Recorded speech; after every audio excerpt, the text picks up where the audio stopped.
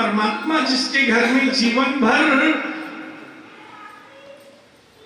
जिसका ध्यान धारणा किया, मिल गए। झट बोले ये तो मैंने ही सिले कपड़े, अपनी सिलाई है। सब जितने थे ना उनसे कहा तुम सब काम छोड़ो, पहले ये काम करो। अब 10-15 किसी ने बांह सिल दी, किसी ने अगला हिस्सा, पिछला हिस्सा, घंटा 2 घंटा में सब तैयार। बढ़िया हीरे जवाहरात लगा दिए, शेरवानी। अब तो आप जानो काम वाली बाई हो और 50,000 को लहंगा पहन ले, फिर तो हवा में उड़े। अब जे गरीब गुआर है, जे भी फैल फाल के चल में रख गए।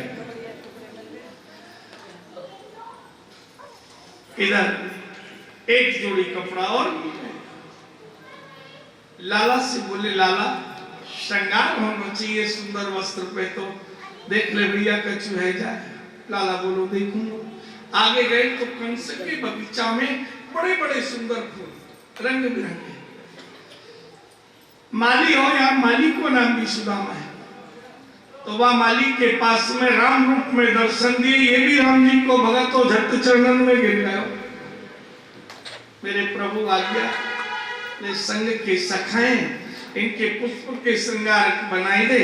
एक आज पहन लेंगे और एक कल पहन लेंगे। कुछ पुष्प ऐसे होते हैं कई दिन तक ठीक रहते हैं, कुछ ऐसे होते हैं जो कुछ घंटे ही ठीक रहते हैं। गुलाब एक दिन ठीक रहता है। तो बोले ऐसे पुष्प जो आज के लायक आज के बना दे, कल जैसी। अब 2-2 श्रृंगार बनाए।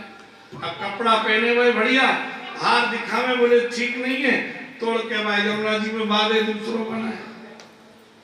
जब सबके बिल्कुल पसंद के बन गए, बच्चे फूल कोपल पंखड़ी बगीचा में कुछ नहीं छोड़ी, सारे के सारे मालियों ने, बच्चे सब जमुना जी में गए। अब चले आगे, बिल्कुल सजे हुए बढ़िया, कमर पे भी पट्टा, पुष्प को गले में, सिर पे वेणी बंधी हुई, हाथ में गजरा, दूल्हा से आगे लाला माथो सुनो अच्छो नहीं लग रहा। इतने में कंस को समाचार मिला, धोबी पहुंच गया, वाह वाह करता, मुंह से खून निकल रहा। बोले क्या हुआ? बोले आपने भांजे बुलाए हैं। बोले कपड़े कहाँ हैं? बोले लूट है गई। कंस बोलो तो को पता है सब कपड़ा दे दिए, एक पजामा चूड़ीदार रह गो, कल मेला में नंगो बैठनो पड़ेगा।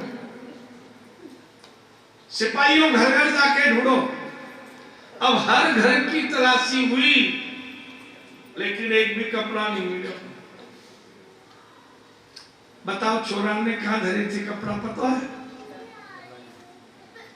पत्थर बांध के कपड़ा में जमुना जी में छुपाया है। घर में ले गए, नहीं तो सिपाही पकड़ लेंगे। और जमुना जी में किसी ने ढूंढे नहीं। अब कंस बोलो ऐसो करो, कपड़ा नहीं तो पुष्प के ही वस्त्र पहन लो। वृंदावन कितने लोग जाते हो? हाथ उठा के बताइए। सारे।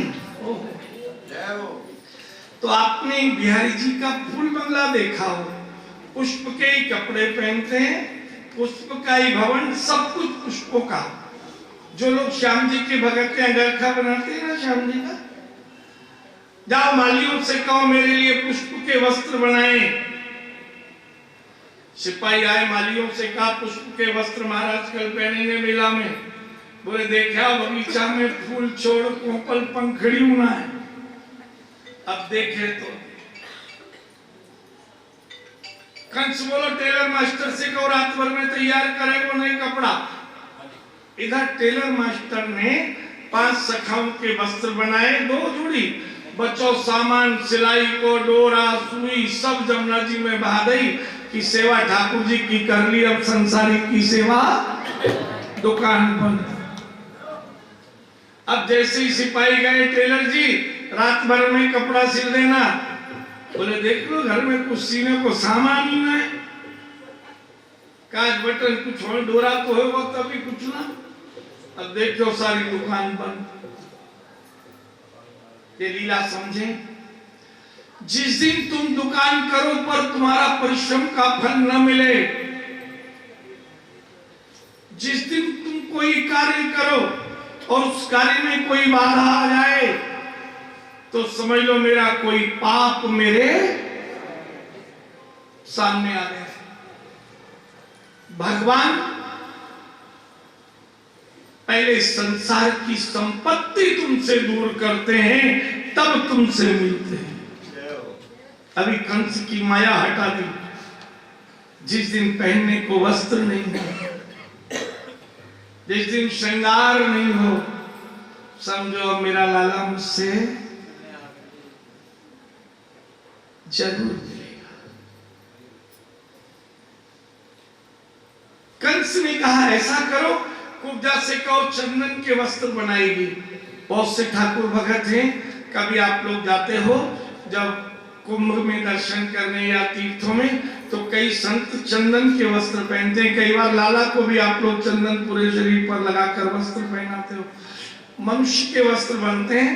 पहले जो हरी दूबा होती है, इस दूबा को जोड़ जोड़ के पूरे शरीर पर रखते हैं, फिर चंदन ऊपर से लिखते हैं और उसमें थोड़ा तेल मिलाते हैं ताकि फटे नहीं, चटके नहीं, गिर ना पड़े टूट कर, और उसको सुखाते हैं शरीर पर। वो होते हैं चंदन के वस्त्र। कंस बोला कुब्जा से कहो चंदन के वस्त्र बनाएगी। अब कुब्जा ने चंदन घिसा, केसर अगर तगर सब डालकर बढ़िया सुगंधित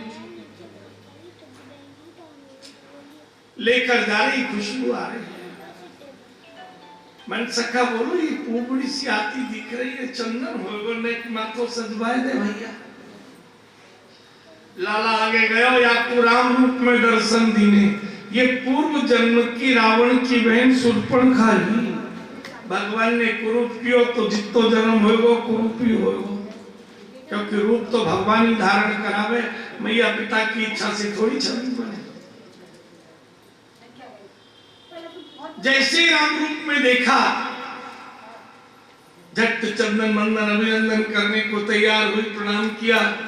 लाला बोले मेरी ये सखा है, संग के हमको तो मैया ने सजाए दीनो, इनको सजाए। अब तो छोरा बैठ गए, और आप जानो ब्याह शादी होए नहीं तो दूल्हा दुल्हन कैसे लगवावे मेहंदी मालूम?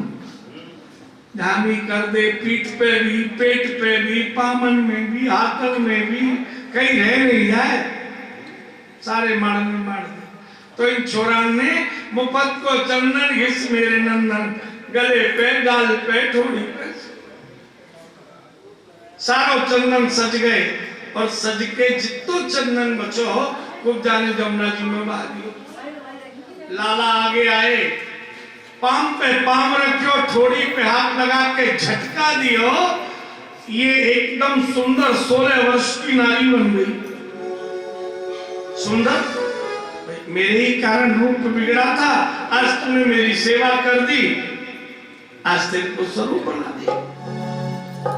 कुब्जा ने लाला को हाथ पकड़ लियो, मैंने सौगंध खाई, जो मुझे सुंदर बनाएगा उसी का हाथ।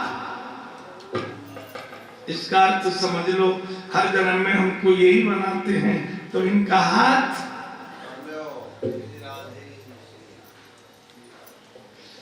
लाला बोलो छोड़ दे, पिछले जन्म में जिसने नाक कान काटे वो छोटो भैया बड़ो भैया है। वो नीली शेरवानी में देख बगल में खड़े हो, तू ना छोड़ेगी तो आपकी गर्दन। डर गए। कन्या बोले मैं एक रात्रि जरूर आऊंगा, विश्राम करूंगा तेरे घर, आश्वासन दिया। कुब्जा ध्यान धरती हुई आनंद में अपनी घर इधर हो गई। यार कंस बोला कुब्जा अब तक नहीं आई, जाओ सिपाहियों। अब किसी की काया भले ही बाल युवा वृद्ध हो, लेकिन वाणी वही रहती है। कुब्जा बाहर निकली, बढ़िया सुंदर 16 वर्ष की सी कन्या। सिपाही बोलो कुब्जा जी को बुलाओ। बोले मैं ही तो हूं। बोले मैंने देखी नहीं। बोले मैं ही कुब्जा हूं, मेरा कुबर ठीक है गयो, लंबी नाक ठीक है। जाओ कंसी से कह दो मैंने घिसनो बंद कर दी। अब तो चंदन का श्रृंगार भी।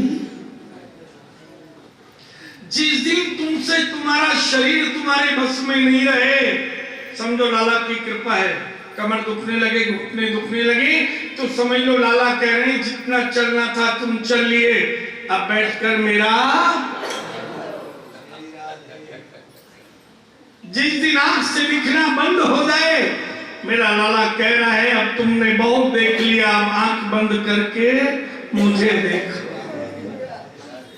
जिस दिन कानों में सुनाई देना बंद कर दे, लाला कह रहे बहुत माया सुन ली, अब तुम ने जो सुना है मेरे प्रति वही बोलो। पैर चलना बंद कर दे, गोविंद कह रहा है बहुत चले, बैठो।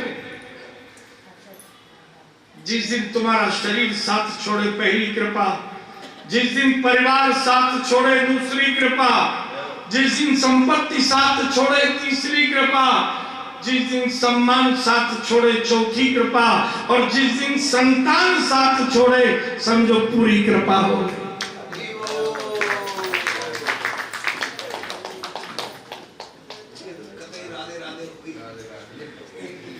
भगवान के अतिरिक्त कहीं मन लगाया तो अंत में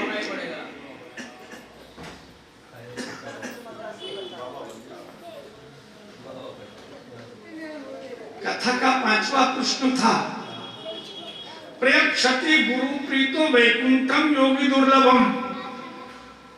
संकादिकों ने सूची से कहा हमें तो यही दो, जितना प्रेम कथा सुनाने वाले को प्रभु से है उतना ही प्रेम हमें भी प्रभु से है। तो वो तो भाई तभी होगा जैसे मैं सबको छोड़कर बैठा हूं। इसे संपर्क रखो, क्रोध को छोड़ना नहीं है पर मोड़ना है। जो क्रोध तुम अपनी पत्नी बच्चे परिवार पर करते हो उस काया पर करो। तू भजन कर, तू व्रत कर, तू जप कर, तू सेवा कर, तू श्रद्धा रख, तू समर्पण भाव रख। जो क्रोध है वो इस अपने अंदर लाओ। जो लोभ संपत्ति को पकड़ने का है उस लोभ को मोड़ दो, मेरे गोविंद को पकड़ो। मोड़ना है, तोड़ना नहीं, छोड़ना नहीं। कभी शास्त्र नहीं कहते तुम छोड़ो, उसे मोड़ो, मुखी हो, अंतर्मुखी हो जाओ। यही ज्ञान है। केवल 3 बात सीख लो, वाणी से कहना, मन से रहना और शरीर से सहना, तो एकदम आनंदित हो जाओ। कुछ मिल गया खुशी होगी तो जाने पे दुख होगा। आ जाए तो वेलकम, चला जाए तो भीड़ कम। वो भाव रखो, कितना आनंद आएगा। आज कंस अब तो चंदन का वस्त्र भी नहीं उघाड़ा बैठना पड़ेगा। खजांची से कहा मेरा पूरा शरीर ढक जाए, ऐसे श्रृंगार के हीरे जवाहरात रत्न जो रखे हैं कोष में उसी से मेरे को ढक देना। मदिरा पी इसने। जब सारी मन की इच्छा पूरी नहीं हो तो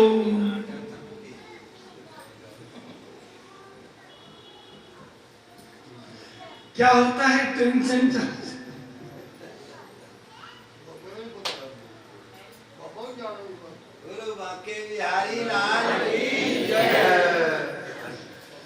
अपने मित्रों को, सखाओं को, मंत्रियों को बुलाया और कहा जाकर देखो, सीआईडी से कहा कहां गए हैं, कोई और उत्पात तो नहीं करेंगे। अब सिपाहियों ने शहर वालों से पूछा भैया यहाँ के बाद कहां गए, यहाँ के बाद कहां? शहर वाले बोले धनुष के पास भी गए थे। कंस को एक सिपाही ने कहा धनुष के पास तक गए थे, फिर लौट कर चले गए। कंस ने कहा जाकर देखो ठीक ठाक तो है। सिपाही गया, जहां से हाथ लगाया, बोले 2 टुकड़े ले आया, बोले है और धनुष तो भंग। अब तो जो मदिरा पी थी वो भी उतर गई। इतना भारी धनुष तोड़ दिया, कोई बल नहीं लगा। अब तो मैं भी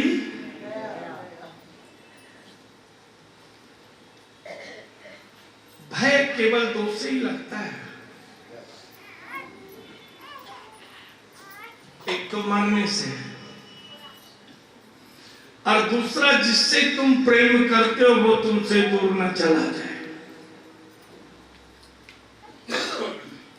जिससे तुम अपना समझते हो वो दूर ना हो जाए। ये भय के दो ही लक्षण। कंस को भय लगा, इसने योद्धाओं को बुलाया, बोले कल मल्लशाला की तैयारी करो, युद्ध होगा। अब बड़े बड़े इसके यहाँ पे सल तोसल बड़े बड़े योद्धा थे, सबको मदिरा पिलाई गई। कुबलिया पीढ़ हाथी ससुराल से मिला था, 10,000 हाथियों का बल। महावत से कहा उसे भी मदिरा पिलाओ और उससे कुचलवा देना है, उसी द्वार पर स्वागत हाथी से ही करना।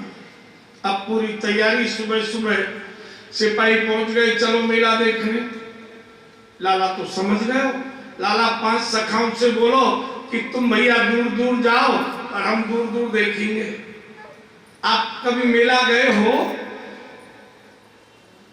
तो बच्चे हंसते हंसते जाते हैं और जब मेला से आते हैं तो रोते रोते, क्योंकि वो पिताजी ये दिला दो ये दिला दो, वो दिलाते नहीं। लेकिन जो समझदार पिता होते हैं वो क्या करते हैं, बच्चे को मेले में ले जाने के पहले पूछते हैं, बोलो कितना जेब खर्ची लेना है, 100 200 500 1000 5000, बस इतनी लिमिट होती। अब उसको कह दिया कि उसने खुद ही की 5000 तक खर्च करना है, तो उसकी सोच उतनी बड़ी रहेगी कि भाई मेरी। और भी समझदार होते हैं तो बच्चे को उसके भाई चाचा के लड़के मामा मौसा के जो थोड़े बड़े बड़े होते हैं उसके या उसके मित्र के साथ भेज देते हैं, ये खर्ची पकड़ो। उनकी सोच उतनी है जितना जेब में खर्च करके आ जाएंगे, हंसते जाएंगे और हंसते आएंगे। तो ठीक बच्चों से कहा तुम दूसरे अलग से जाओ, हम अलग। कृष्ण बलराम जिस रथ में गए, सिपाही ने कहा आपको उस द्वार से जाना है, मामा जी ने स्वागत की तैयारी की है।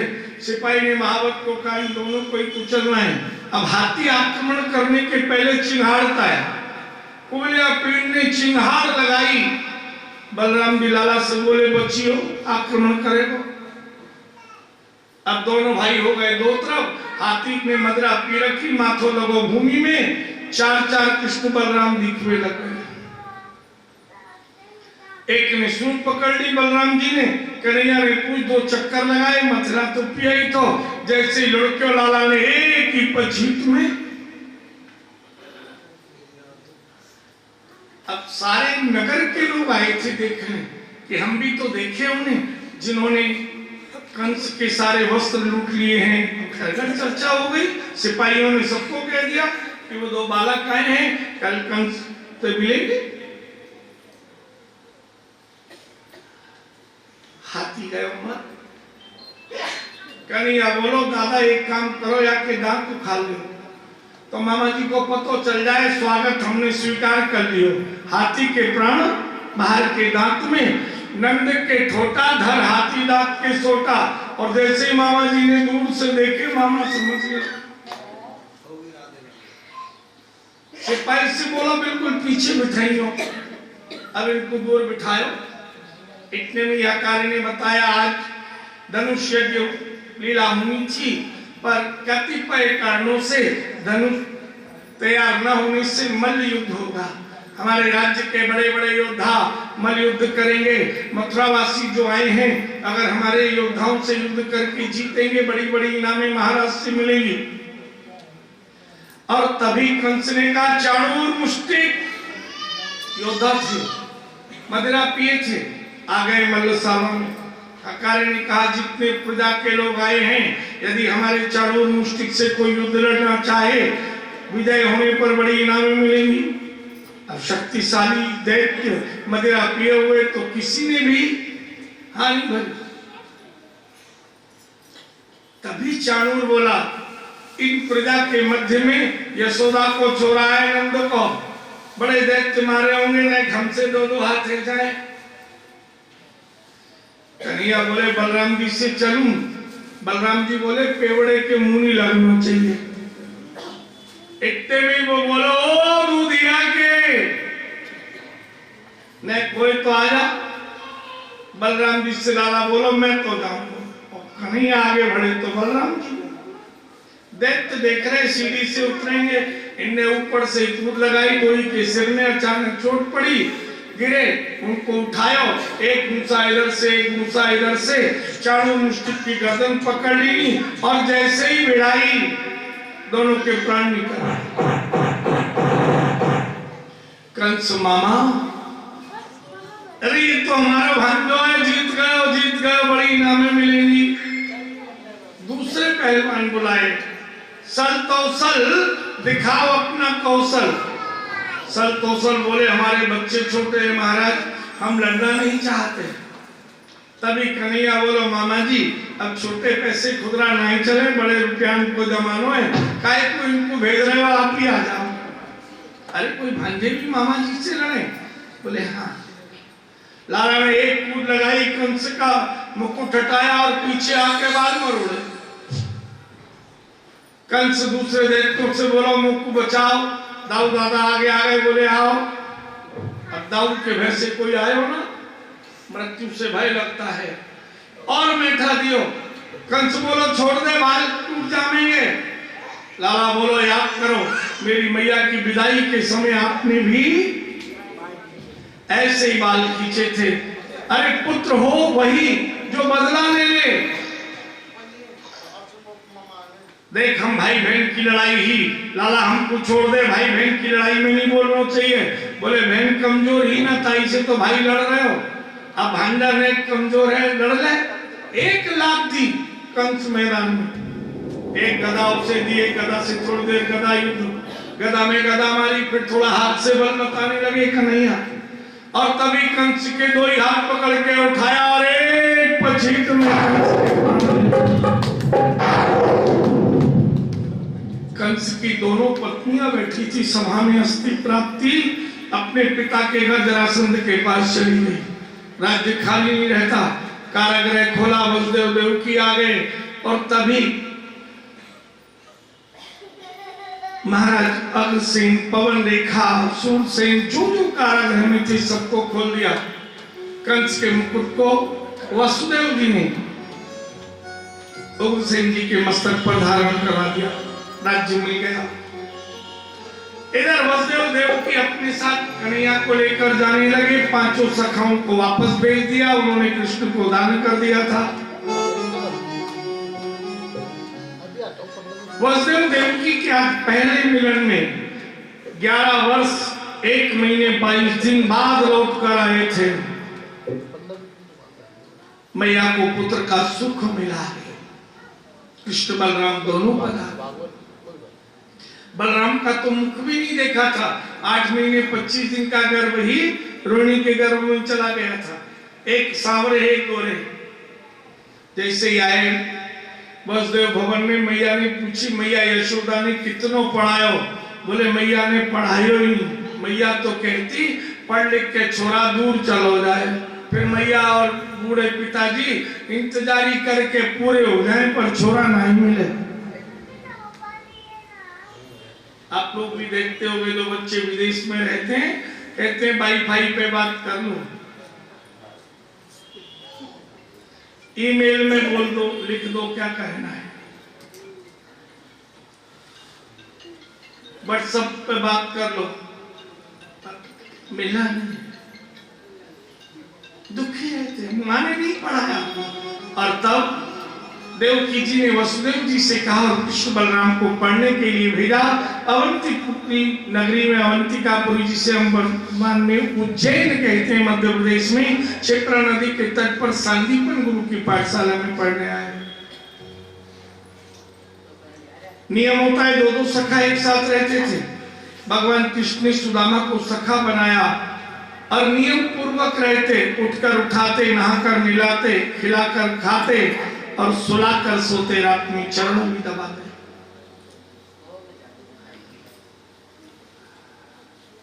ब्राह्मण बालक थे ना, तो विचार करते इतनी कृष्ण सेवा क्यों करते हैं, अपने से कम मुझे खिलाते, तुम कमजोर हो, तुम और खाओ, मैं तो हटा के खाओ। और एक दिन छुपा कर खा लिया। कृष्ण ने मित्रता छोड़ दी, उद्धव को साथ रख लिया।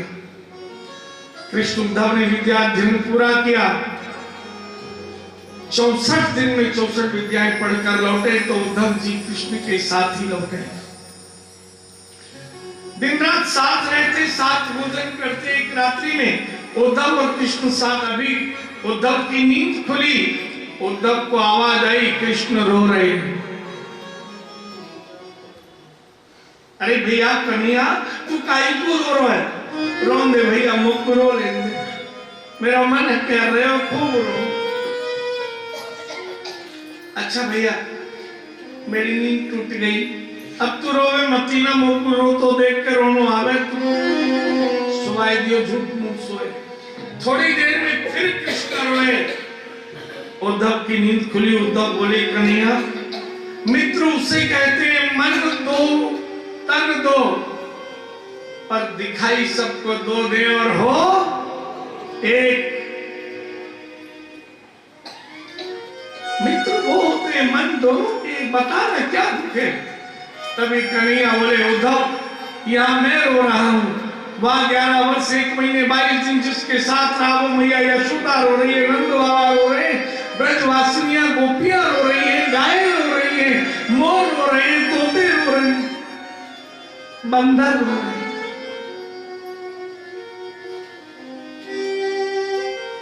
कन्हैया ने सारी बात बताई। बोले कल सुबह ही हम चलेंगे। कन्हैया बोले मैं मिलने जा नहीं सकता क्योंकि मैंने अपने आप को उनसे दान करा, ना वो आ सकते हैं और ना वहां वो रो सकते हैं और यहां मैं रो सकता हूं।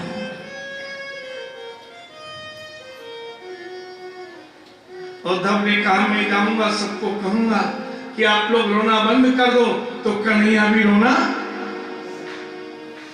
बंद कर देंगे। सुबह उद्धव को एक पत्र दिया है और उद्धव जी चले गए।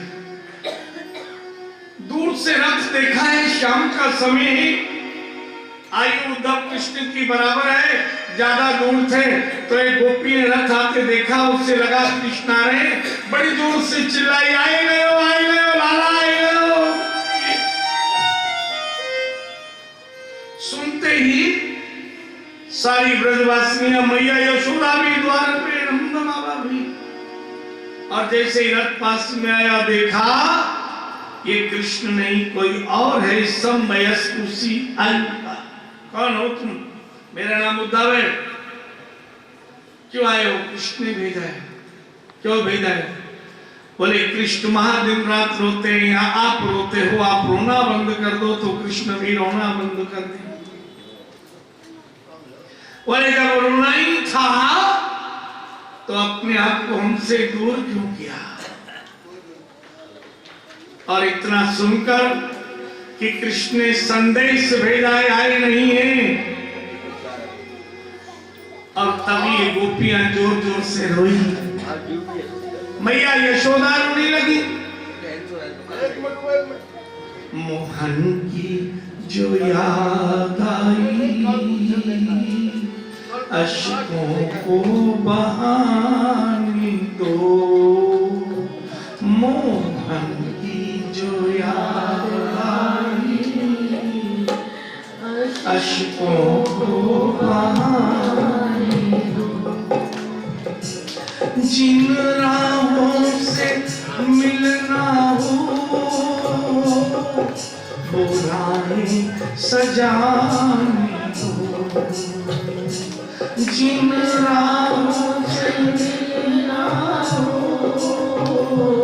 वो राहें सजाने दो। मोहन जो याद आई अश्कों को बहाने। अरे हमें रोने तो दो, तुम तो संदेश ले आए, हम तो संदेश लेकर भी नहीं जा सकते, हम सबने दान कर दिया है। एक गोपी तो कहती है उद्धव से, मुश्किल है अगर मेरा पैगाम वहां जाना, मुश्किल है अगर मेरा पैगाम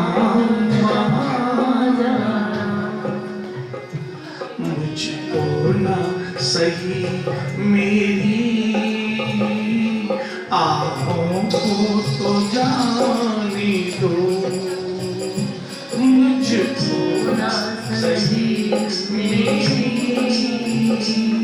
आहों को तो जाने दो। सुनते मेरे मोहन नजरों से पिलाते हो, सुनते मेरे मोहन नजरों से पिलाते हो। एक बार जरा नजरों से मिलाने दो, एक बार जरा नजरों से मिलाने दो। जो याद आई अश्कों को बहाने, हमें रो लेने दो, हम तो पैगाम भी नहीं भेज सकते। उद्धव भी रो पड़े देखकर और कहती हैं गोपियां, जो चाहे सजा देना मेरे श्याम के दरबारों, जो चाहे सजा देना मेरे श्याम के दरबारों। एक बार तो चरणों में जरा सर को झुकाने दो, एक बार तो चरणों में जरा सर को झुकाने दो। जिन राहों से मिलना हो वो राहें सजाने दो, जिन राहों से मिलना हो वो राहें सजाने दो। मुँह जो याद आई अश्कों को बहाने दो, याद आई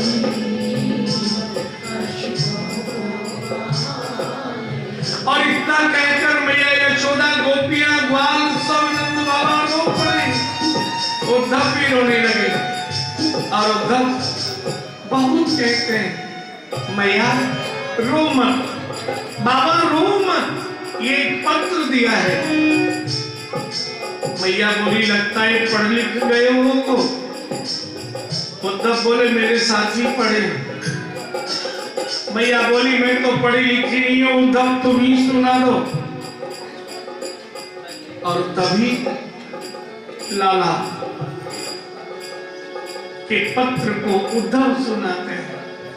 मैया को कहते हैं उद्धव इतना कहियो जाए, उद्धव इतना कहियो जाए, हम आवेंगे दो भैया, हम आवेंगे दो भैया, मैया जनी अकुलाए, मैया जनी अकुलाए, उद्धव कितना कहियो जाए। या को बिलग बहुत हम मान्यो, या को बिलग बहुत हम मान्यो, जो कहीं पटियो जाए, जो कहीं पटियो जाए, उद्धव इतना कहियो जाए। वह गुण हमको कहाँ बिसरी है वह गुण हमको, कहाँ बिसरी है बड़े किए पय प्यार, बड़े किए पय प्यार। उधो इतना कहियो, कह दिया उधो तुम्हारा गोपाल बहुत दुखी है। उस मथुरा में कोई मैया यशोदा जैसी मां नहीं मिली। नाते बार गिरे जो मेरो कुल देवी कुमार में, एक बार टूट जाता तो मां 100 बार कुल देवी से कहती मेरे लाला को किसकी नजर लग गई जो बाल टूट गया। कितने भी बाल टूटे कोई मां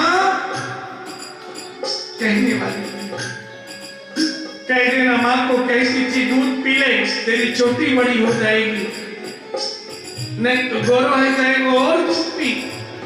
यहाँ मथुरा में कोई दूध पिलाने वाली मां नहीं। तुम्हारा गोपाल बहुत दुखी है, मां को कह देना। मैया यशोदा सुनकर रो पड़ी।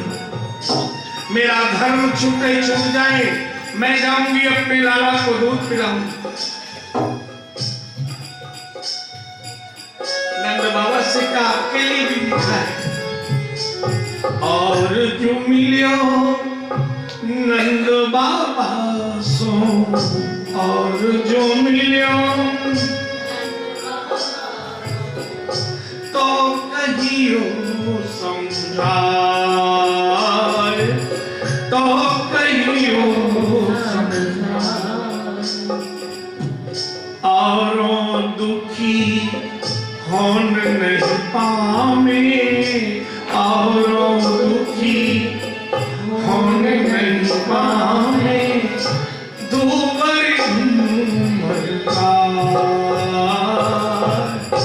दूबर धोलिका, इतनो कहियो समझा उधो, इतनो कहियो। नंद बाबा से कहना गाय घास खाना भूल गई होंगी, बाबा उन गायों को समझाना और घास खाओ, जब लाला आएगा तभी तो दूध दे पाओगे। कोई गाय दुखी नहीं हो। गुजरी मिलेंगी उनको कह देना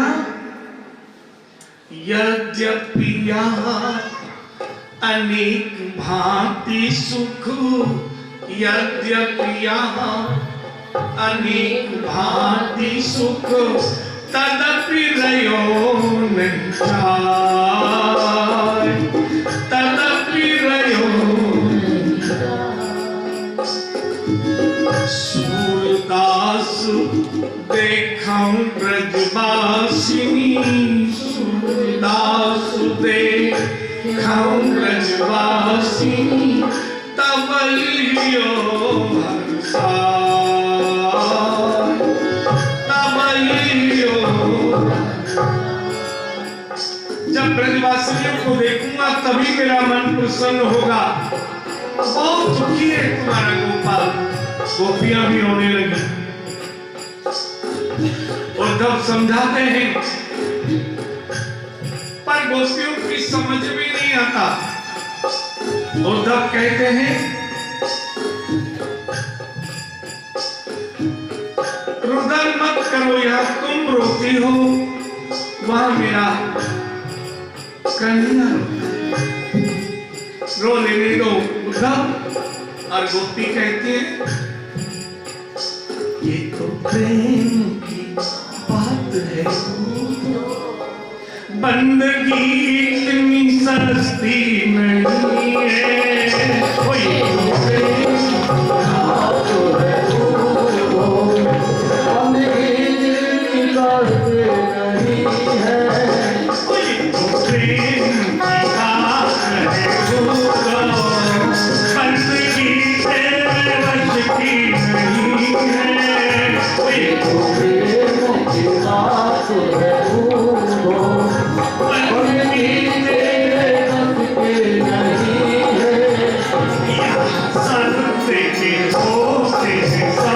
है, आशिकी इतनी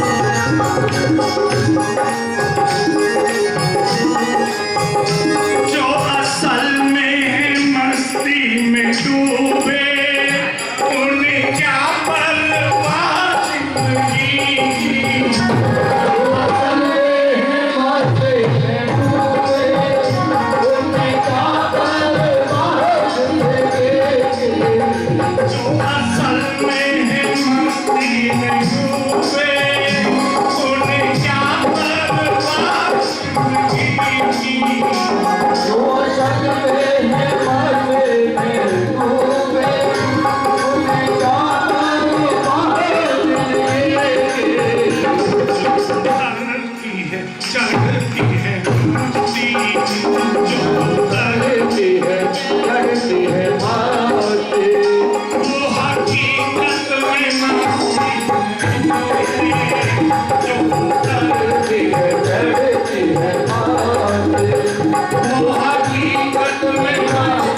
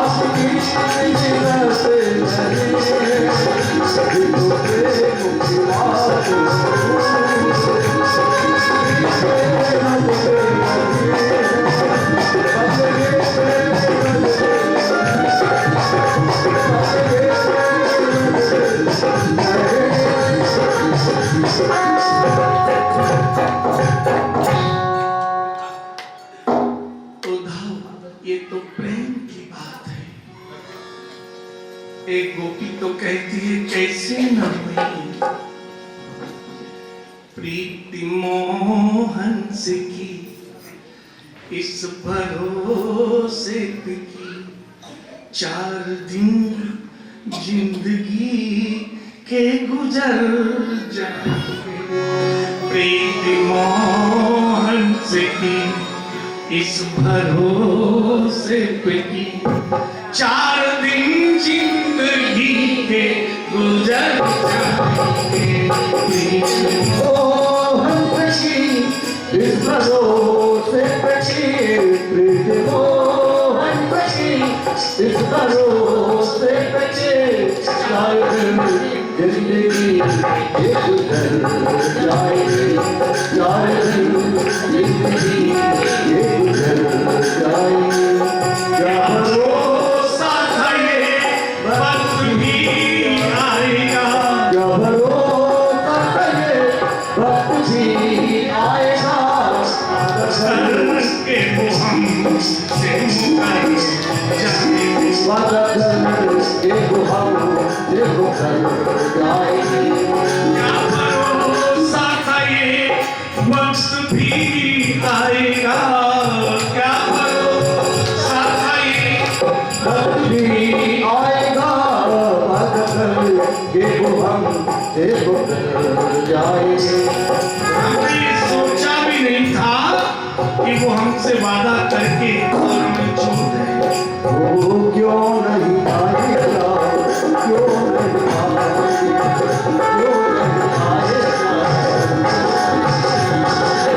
क्यों नहीं आएगा, क्यों नहीं आए, क्यों नहीं आए, क्यों नहीं आएगा, क्यों नहीं आए, क्यों नहीं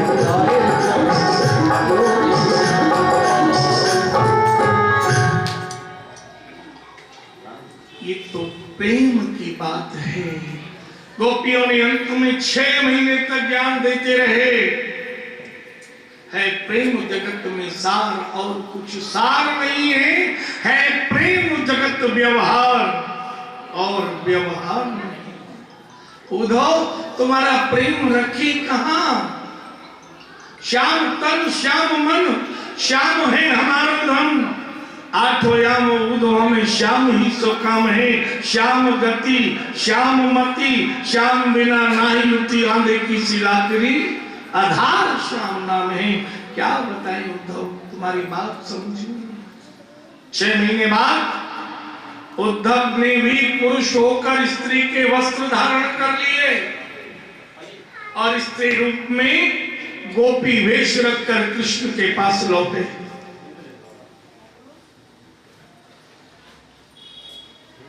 कन्हैया ने कहा ये क्या हुआ? बोले ज्ञान देने गए हो तो ज्ञान लेके आए हो। जिनको ज्ञान देने गया था उनका ज्ञान। कन्हैया तुम बहुत कठोर हो और प्रेमियों को तुमने छोड़ दिया। वहां वो रोके हैं यहां तुम रोके। गोपियों ने तो अनेक प्रकार से कन्हैया की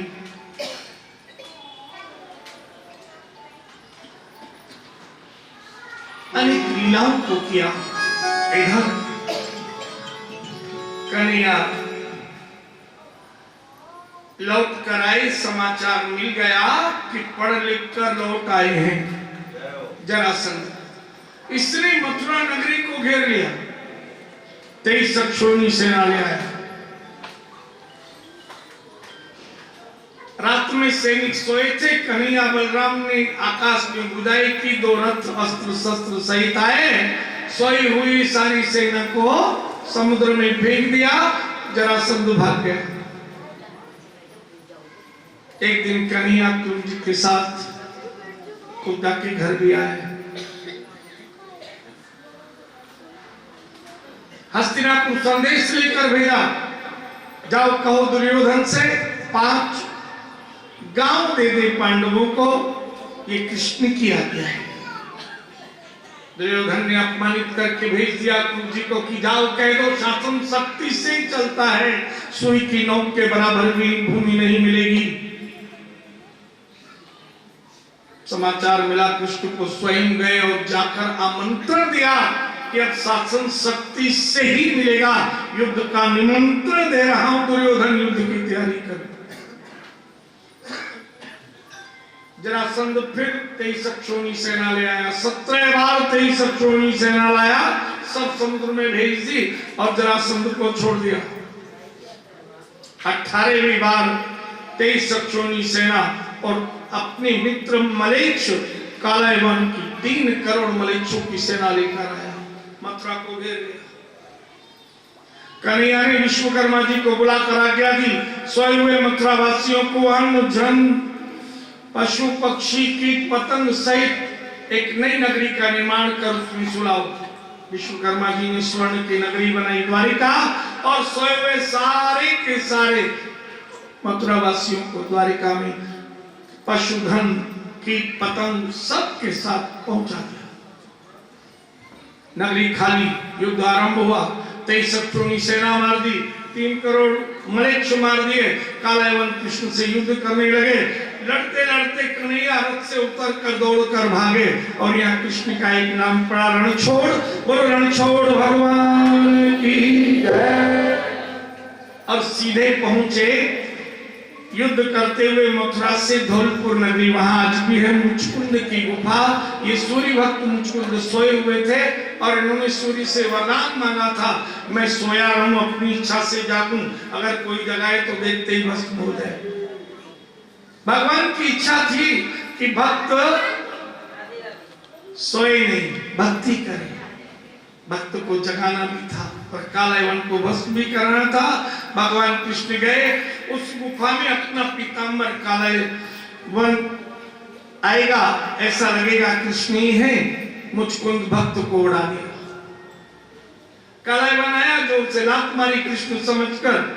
मुचकुंद ने देखा भस्म हो गया और पुनः देखा कृष्ण को, स्तुति की बड़ी सुंदर। जिस दिन रात में नींद नहीं आए, समझो आज मेरा लाला चाहता है कि मैं उसका नाम पुकारूं, मैं उसकी लीलाओं का चिंतन करूं, मनन करूं, स्मरण करूं। पुनः द्वारिका में कृष्ण बलराम आए, परमानंद के साथ रहते। प्रश्न किया, और क्या सुनना चाहते हो? राजा परीक्षित कहते हैं सुखदेव जी से, भगवान भीष्म सुताम रुक्मणी रुचिराननाम राक्षसेन विधानेन उपयेम इति श्रुतम। मैंने सुना है राजा भीष्म की कन्या रुक्मिणी से भगवान ने राक्षसी विधि से विवाह किया। राक्षसी विधि होती है कन्या को उसके घर से उठा लाओ और अपने घर में विवाह। 8 प्रकार के विधान हैं। कहने लगी सुखदेव जी, राजा परीक्षित विदर्भ बहुत बड़े देश के राजा थे, राजा भीष्म। उनकी 5 पुत्र और 1 कन्या, रुक्मी, रुक्मकेतु, रुक्ममाली, रुक्मकेसी, रुक्मरथ और रुक्मिणी सबसे छोटी कन्या। 7 वर्ष की थी कन्या। और तभी एक बार नारद जी पधारे, और जैसा कि नियम होता है हमारे घर संत आते हैं तो हम अपने बच्चों की पत्रिका आदि या हाथ दिखाते हैं। एकांत में जब नारद जी थे तो कन्या रुक्मिणी का हाथ माँ ने दिखाया, और जैसे ही बायां हाथ देखा, साक्षात लक्ष्मण का हाथ ध्यान से देखा, पहचान। रुक्मिणी की मैया ने कहा कि इतना बता दो, इन्हें वर कैसा मिलेगा? उस समय रुक्मिणी भी छोटी थी, लाला भी छोटे। लाला उस समय गौ चारण करने गए हुए गाय चरा रहे थे। रुक्मिणी की मां से कहा, ग्वालिया बनकर इस समय गाय चरा रहे हैं। रुक्मिणी की मां को लगा इतने बड़े देश के राजा की एक ही कन्या, लगता है नारद जी की विद्या ज्योतिष की असंभव हो गई। मां तो चली गई, कुछ खुआएं पुआएं, पंडित जी को विदा करें। रुक्मिणी जी ने पूछा, आपने उनको देखा है, कैसे लगते हैं? नारद जी बोले, बस उन्हीं को देखा है, उन्हीं का ध्यान रहता है और किसी को देखना भी नहीं। नारद जी चित्रकार भी हैं। जल के लोटे से एक भित्ति चित्र, दीवार पर चित्र बनाया। ऐसी हल्के, ऐसी पलकें, ऐसी चिबुक, ऐसी ठोड़ी, ऐसी मुस्कान, ऐसे नेत्र, घुंघराले बाल। और जैसे ही देखा रुक्मिणी ने उस चित्र को हृदय में बसा लिया। अनेक नाम है, गोपाल है, कृष्ण है, गोविंद है, मुरलीधर है, मनोहर है, गिरधर है, बाके बिहारी है, गिरधारी है। मैया आ गई, नारद जी को खुआ के विदा किया, लेकिन रुक्मिणी कृष्ण की हो गई।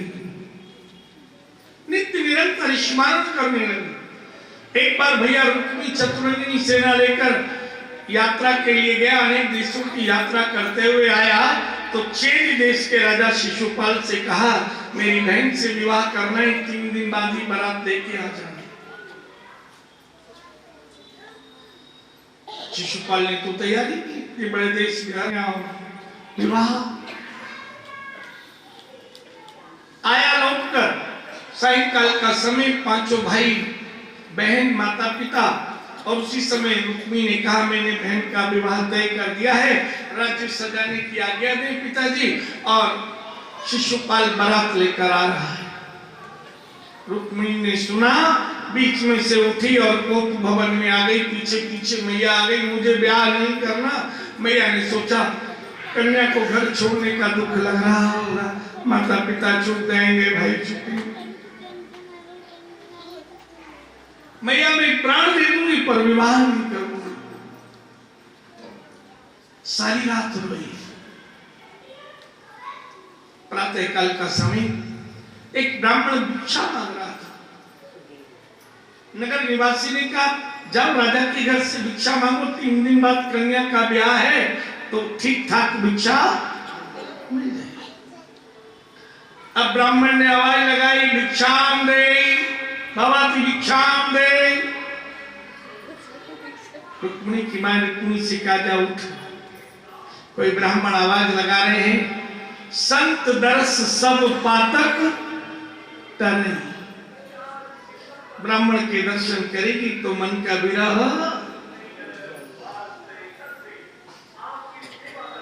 रुक्मिणी जी आई बाहर तक, और जब ब्राह्मण को भिक्षा देने लगी तो दो आंख से आंसू गिर पड़े। मन विरह से दुखी था। ब्राह्मण ने कहा, रो रही है बेटी? जी माता, पता क्या मन का दुख है। ब्राह्मण को दुख कह देने पर दुख दूर होता है। जैसे आप हो, मैं 7 वर्ष की थी तो नारद जी आए थे और उन्होंने मुझे बताया था दूसरा दूल्हा ब्याह करेगा। मेरे भाई दूसरा दूल्हा ले आए। मैं प्राण त्यागूंगी पर विवाह नहीं करूंगी। 2 दिन बाद ही बारात आई। ब्राह्मण ने कहा, तुम जानती हो कहाँ रहते हैं? क्या नाम है उनका? बोले, ये पत्र मैंने उनके नाम का लिखा है, कभी मिले तो आप बता देना। कहीं द्वारिका में रहते हैं, कृष्ण उनका नाम।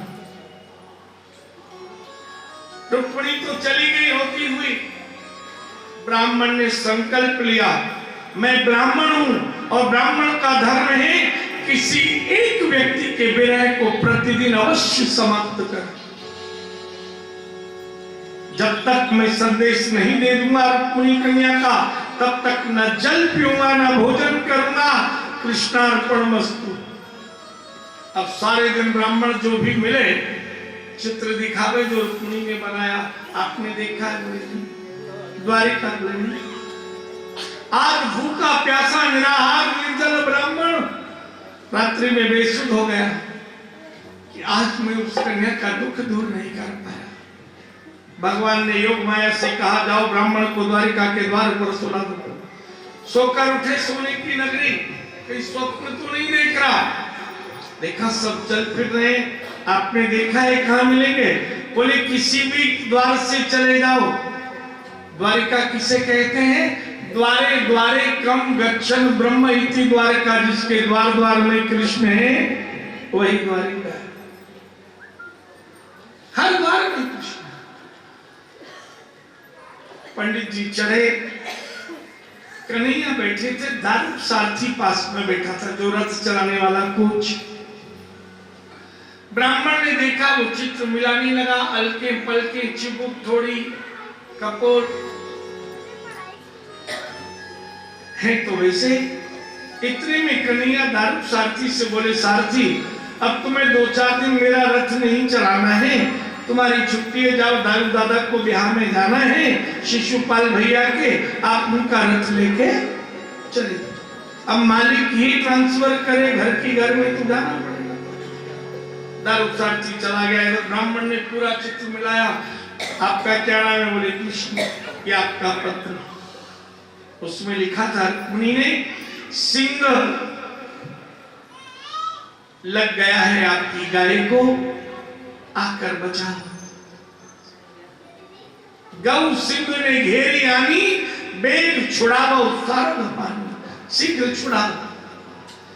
कन्हैया ने संकल्प लिया, जल का हाथ में पात्र से जल लेकर, रुक्मिणी ब्याहो प्रेम सो मारो असुर पछाड़, रथ चढ़ाए ले आई हूं तो वसुदेव कुमार। अगर वसुदेव का बच्चा हूं तो मैं रथ पर चढ़ाकर रुक्मिणी को लेकर आकर विवाह करूंगा। ब्राह्मण आनंदित हो गए और तभी ब्राह्मण ने आनंदित होकर भोजन किया, विश्राम किया। सोए हुए ब्राह्मण को रथ में चढ़ाया, रथ चलाया, कुंडिनपुर में कुलदेवी के पीछे लगाया, पंडित जी को उठाया। सुबह होने वाली है। एक कार्य आपने रुक्मिणी का किया, एक कार्य आप मेरा करें। जाकर रुक्मिणी को संदेश दे दे, मैं कुलदेवी मंदिर के पीछे हूं और रथ पर चढ़ा कर ले जाऊंगा। ब्राह्मण बड़े प्रसन्न। आज बारात सज रही है, दूल्हा तैयार हो रहा है, बारात आने वाली है। ये समाचार सुनकर रुक्मिणी ने प्राण त्यागने का विचार कर। इतने में ब्राह्मण की आवाज आई, भवति भिक्षाम दे। ये तो वही ब्राह्मण है। रुक्मिणी ने पूरा बल लगाया, शरीर का एकदम व्यथित और थकित हो चुकी थी, शरीर में बल नहीं था। ब्राह्मण के पास आई, ब्राह्मण ने कहा, बहुत सुख पाएगी बेटी, सोने की नगरी के स्वामी हैं, इतनी सुंदर, कुलदेवी के मंदिर के पीछे रथ है और सौगंध दिखाई है पिता की, तुझे चढ़ा कर ले जाएंगे। रुक्मिणी गले का कंठहार देने लगी। ब्राह्मण को दक्षिणा में, ब्राह्मण बोले द्वारका में आऊंगा और दोनों से दक्षिणा लूंगा, आज कुछ नहीं लूंगा। ब्राह्मण तो चले गए, रुक्मिणी प्रसन्न मन आई। मामा आज मेरा दूल्हा आया है, मेरा ब्याह होगा, सखियों को बुलाओ ना, मुझको सजाओ ना। आओ मेरी सखियों मुझे मेहंदी लगा, मेहंदी लगा दो मुझे सुंदर सजा। आओ मेरी सखियों मुझे मेहंदी लगा दो, मेहंदी लगा दो मुझे सुंदर सजा दो, मुझे श्याम सुंदर की दुल्हन बना दो, मुझे श्याम सुंदर की दुल्हन बना दो।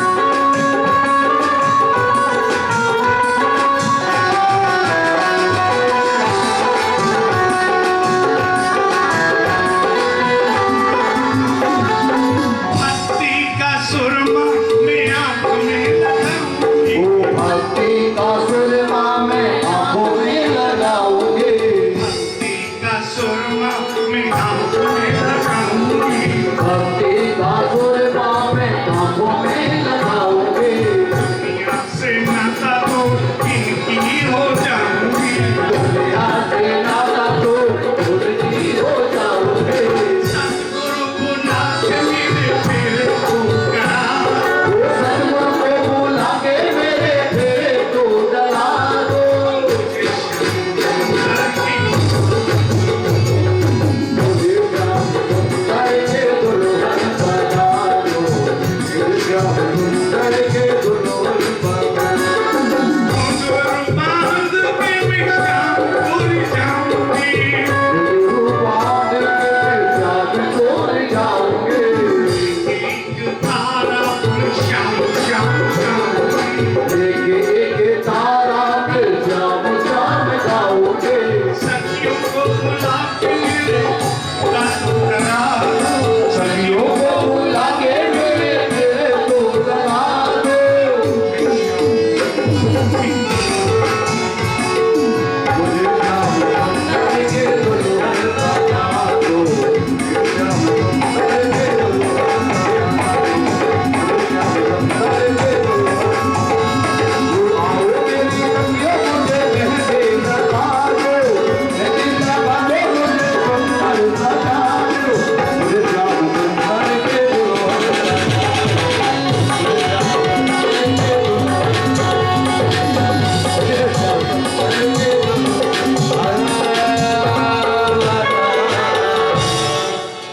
बोले दूल्हा सरकार की जय जो जोड़ी सरकार की जय। और तभी रुक्मणी को सखियों ने सजाया मेरा विचार है रुक्मणी जी को भी नाच लेना चाहिए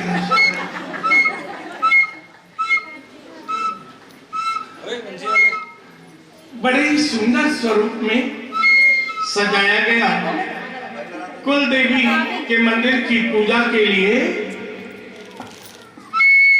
भाई रुक्मी आया और रुक्मी ने रथ पर बहन को चढ़ाया ऊपर देखो कुल देवी के मंदिर लाया कुल देवी की पूजा की बाहर से भैया बोले जल्दी पूजा करो उधर बारात जल्दी है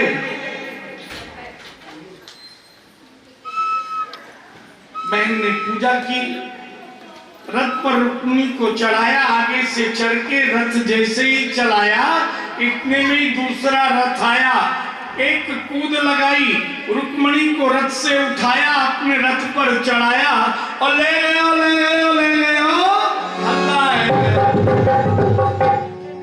कौन ले गयो किसको ले गयो कहां ले गयो तेरी बहन को देख अपने रथ पे ले गयो अब रुक्मिणी ने रथ लौटाया और रथ लौटाकर सौगंध खाई अगर अपनी बहन को लेकर नहीं आऊंगा तो मैं लौट कर इस विदर्भ देश में नहीं आऊंगा आगे रथ दौड़ रहा है कृष्ण चला रही रुक्मिणी बैठी है दूसरा रथ रुक्मिणी का और गाली देने लगा ओ यशोदा के ओ नंद के ओ दुधिया की नेक रुक लाला बोलो गाली दे रहा है चलो भैया रुक्मिणी जी ने कहा ब्याह में तो गाड़ी ऐसे चढ़े जैसे शालिग्राम पे तुलसी को पत्ता चढ़े अब बड़े घर की छोरी गाड़ी चला ले और रुक्मिणी रथ चलाना जानती रुक्मिणी रथ चलाने लगी अब ऐसी बात छुपती नहीं है बारात पहुंची तैयार होके कि चलो जाएंगे दुल्हन आएगी बारात में समाचार पहुंच गए हो शिशुपाल के पास कि जिस छोरी से तुम्हें ब्याह करना था वो छोरी दूसरे छोरा के संग बात अरे पतवा कौन छोरा लेगा तुम्हारे मामा को छोरा लेगा ये बुआ मामा के भैया है बलराम जी यहाँ आए थे। शिशुपाल ने बलराम जी से कहा भैया हद है गई अब तो। अरे मैं बारात सजा के तैयार हूं, लाला छोड़ी ले लो। बलराम जी बोले अभी राम तेरो ब्याह कराऊंगा।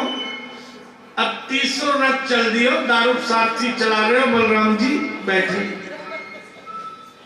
कन्हैया ने रुक्मिणी को उठायो, अपने रथ पे चढ़ायो, बाकी ऊपर के बाल नीचे के बाल हटा दी ने, बिल्कुल गंजो सो करके बांध के हाथ। अब रथ हो गया बिना कोचवान के, तो रथ बीच में से लगा, 2 रथ दौड़ रहे, आगे रुक्मिणी चला रही, कृष्ण और रुक्मिणी बैठे, पीछे दाऊ दादा बैठे, दारू चला रहा।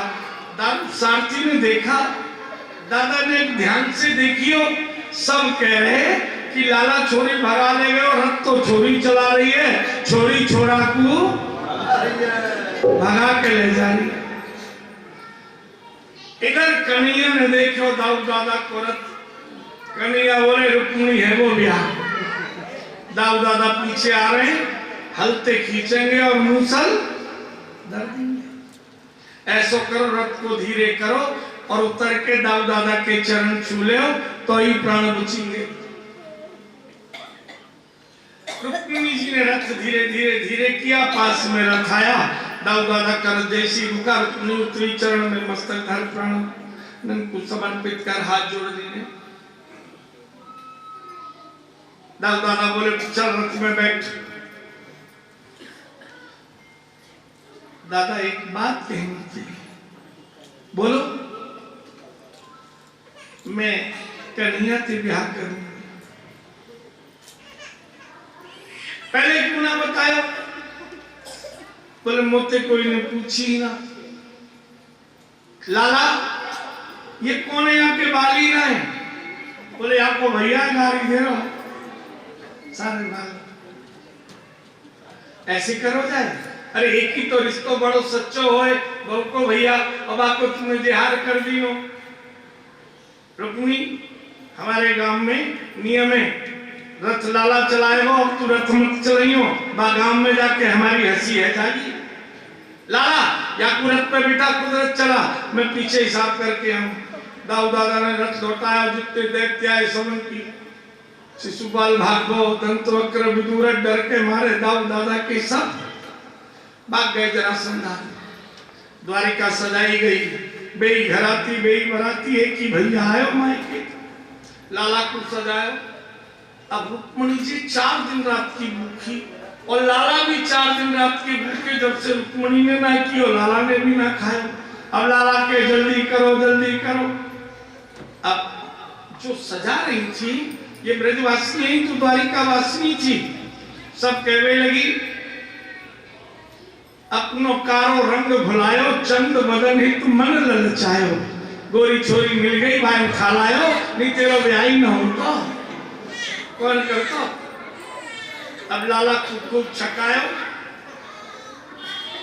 आओ सब बारात में चले, जैसे तैसे तैयार हुए। दूल्हा बनी ही नंदला की जोड़ी का जवाब, दूल्हा बने नंदला जोड़ी का जवाब नहीं, की जोड़ी का जवाब नहीं, जय हो की जोड़ी का जवाब नहीं, जोड़ी का जवाब नहीं, ये जोड़ी का जवाब नहीं। आगे दूल्हा बने नंदला की जोड़ी का जवाब नहीं।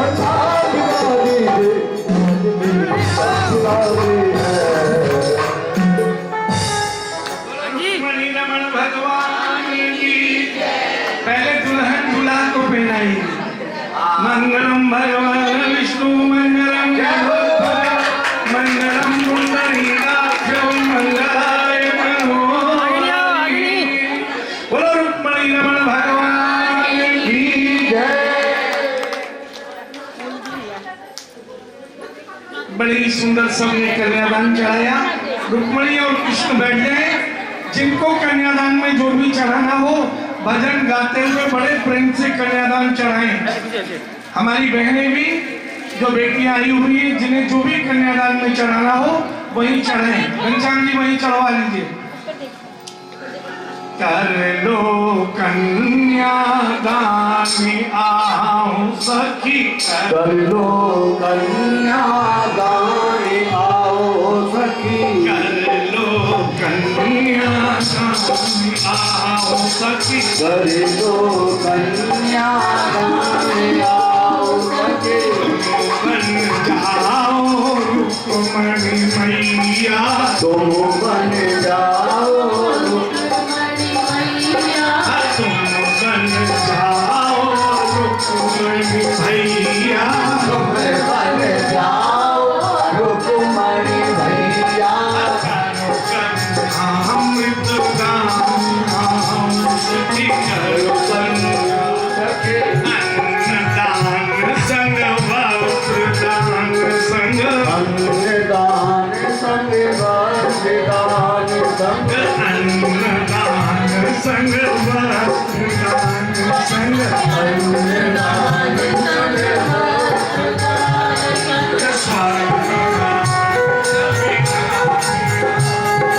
कर लो कन्यादान आओ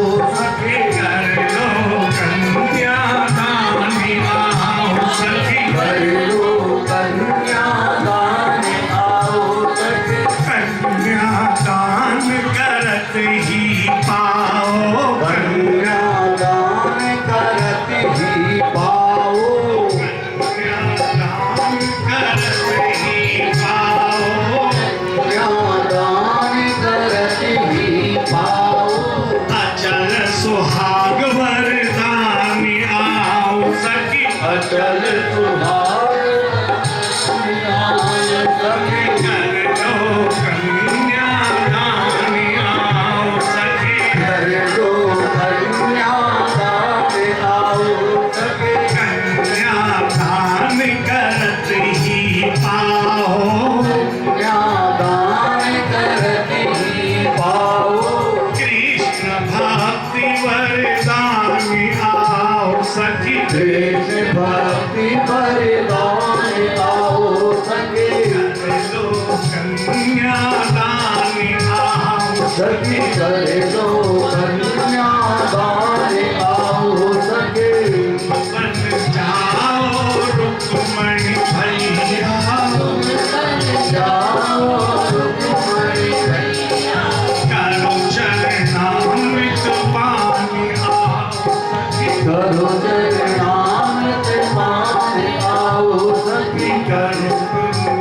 अमृत पानी आओ सखी करो चरणामृत पान बोलो रुक्मणी रमण भगवान की जय सभी आरती में पधारे।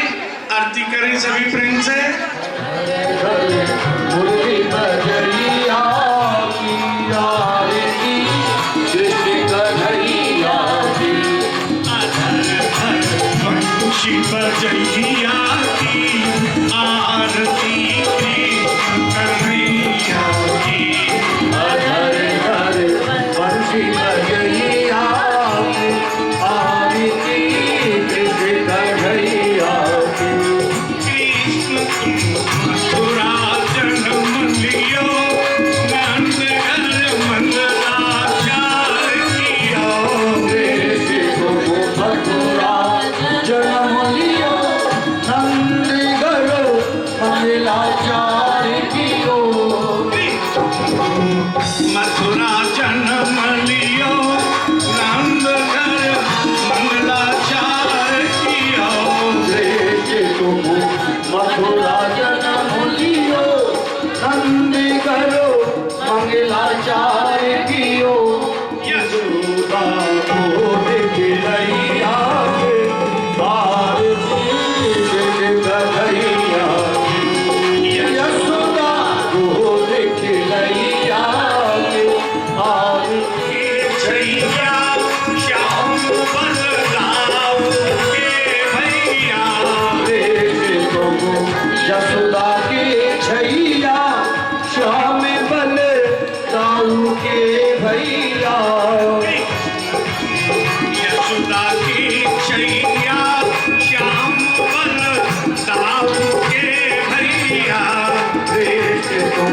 रखवारे छैया श्याम बल गाऊंगे भैया के मन गाय चरैया की आरती कृष्ण कन्हैया की के मन गाय चरैया की आरती कृष्ण कन्हैया के मन गाय चरैया की आरती कृष्ण कन्हैया की के मन गाय चरैया के आरती कृष्ण कन्हैया की अधर धर मुरली बजैया की आरती कृष्ण कन्हैया की हरे हरे मुरली बजैया के आरती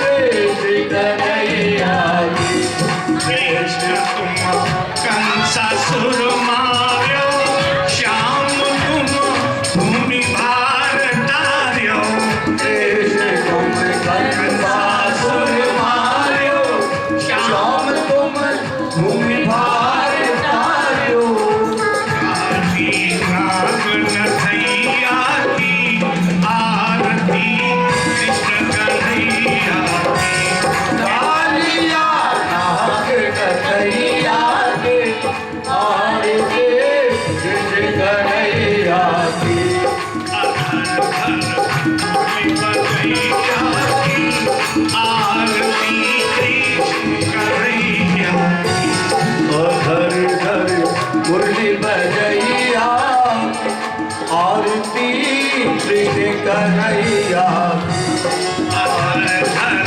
वंशी बजैया की आरती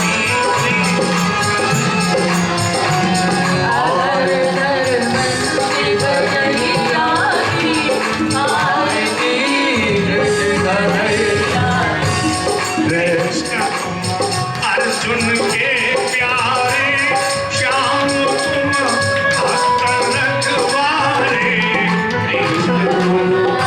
अर्जुन के प्यारे श्याम तुम भक्तन रखवारे कृष्ण तुम अर्जुन के प्यारे श्याम तुम भक्त रखवारे कृष्ण तुम अर्जुन के प्यारे श्याम तुम भक्तन रखवारे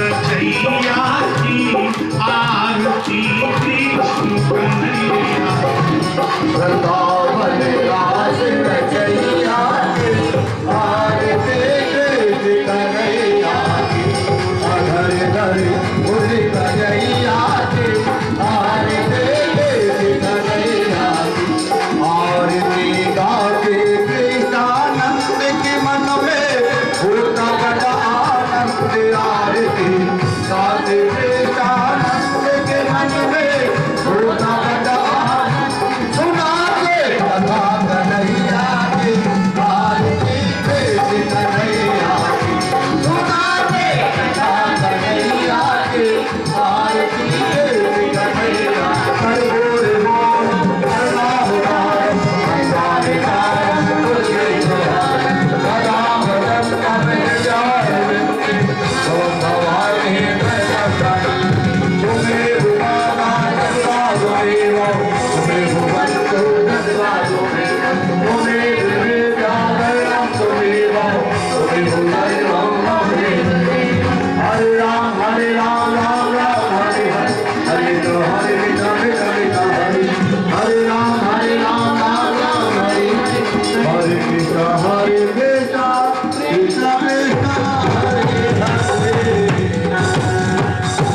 सर्वमंगल मंगल्ये शिवे सर्वार्थ साधिके शरण्ये त्र्यंबके गौरी नारायणी नमोस्तुते हरि ओम मायमे निलयंत देवास्तानि धर्मान् स्वान्यर्षणोपि हलाकं महिमामि शतन्द्र पूर्वे साध्याः यन्ति देवाः ओम राजाधिराजाय प्रसय्यसायिने नमो वयं विश्रवणाय गुरुमे समे कामान् कामकामये मह्यं कामेश्वरो वै श्रवणो ददातु कुबेराय वैष्णवाय महाराजाय नमः साम्राज्यं भुज्यं सुराज्यं वैराज्यं पारमिष्ठ्यं राज्यं महाराज्यमाधिपत्यमयं समन्तवर्यायि सार्वभौमा सर्वाविषां दाधातपराधार्थप्रतिकेयं गाढितत्ति श्लोको विनीतो मर्तः परिवेष्टारो मृतस्याम सुंग्रयात् क्रामप्रिय विश्वे देवासो हसन्मिति विश्वद चक्षुर्द विश्वदो भव विश्वदो वाहुर्द विश्वदस्पात् संभाव्यां नव समुत्रैध्या वा भूमि देवरत् तत्पुरुषाय विद्महे महादेवाय धीमहि तन्नो प्रचोदयात् ओम जीवन दिगावृतम भगवान देव पुन्ना विदादिगर बीरसाल पुष्पै बिल्व प्रवाल तुलसीधर मंदिरे त्वां पूजा प्रदेश्वर में प्रसीदाना सुगंधि पुष्पाणिका काल भवानी जो पुष्पांजलि में तत् ग्रहण ब्रजेश्वरः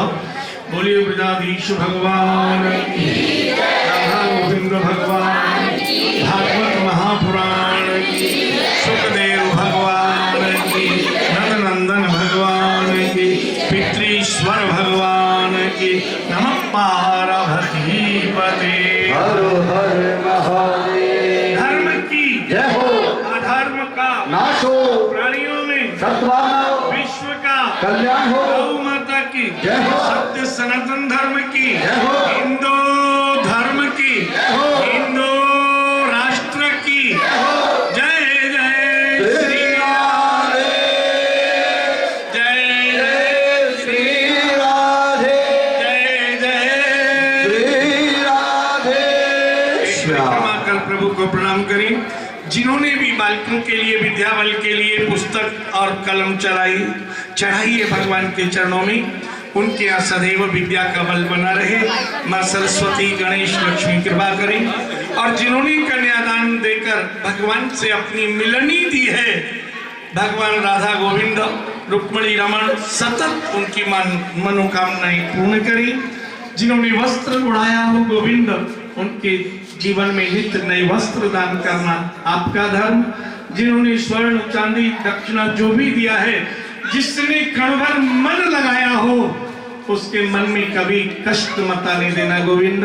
जिसने आपकी सेवा में तन लगाया हो उसके तन में कोई रोग नहीं आए। जिसने धन लगाया हो उसके धन में सदैव ईश्वर और ऐश्वर्य विराजमान रहे।